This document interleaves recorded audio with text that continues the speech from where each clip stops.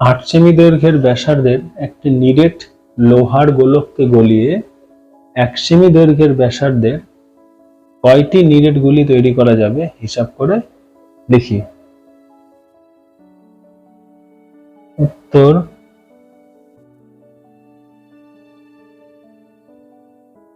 তাহলে এখানে 8 সেমি দৈর্ঘ্যের একটি নিরেট গোলক ব্যাসার্ধ বিশিষ্ট গোলককে গলিয়েছে, গলিয়ে 1 সেমি দৈর্ঘ্যের কতগুলি নিরেট তৈরি করতে হবে সেটাই বের করতে বলেছে।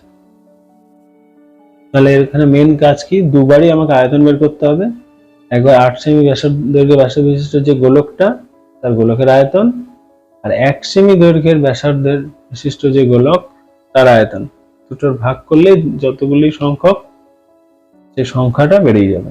নিরেট যেহেতু আয়তন বের করতে হবে, তাহলে এখানে প্রথমে আয়তন বের করি। 8 সেমি দৈর্ঘ্যের ব্যাসার্ধের একটি নিরেট গোলকের আয়তন সমান কত? 4/3 পাই ইন্টু 8 কিউব ঘন সেমি। এবার 1 সেমি দৈর্ঘ্যের ব্যাসার্ধের আমি বের করি। 1 সেমি দৈর্ঘ্যের ব্যাসার্ধের একটি নিরেট গোলকের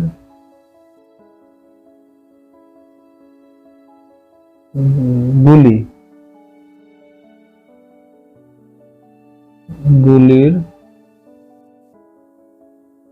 আয়তন সমান 4/3 পাই গুণ 1 কিউব ঘন সেমি। তাহলে এইটা ভাগ যদি এটা করি তাহলে কতগুলো গুলি হবে সে সংখ্যাটা পেয়ে যাব। সুতরাং নিরেট গুলির সংখ্যা নির্ণেয় নিরেট গুলির সংখ্যা সমান কি হবে?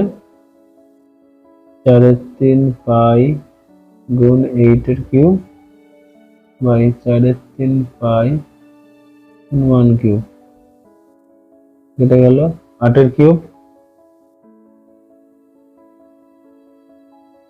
8 কিউব কত হবে? 8 64 গুণ 8, 64 কে 8 দিয়ে গুণ করলে কত হবে? 4 4 32 3 6 512, তাহলে 512। তাহলে কতগুলি গুলি তৈরি করতে হবে? 512টি।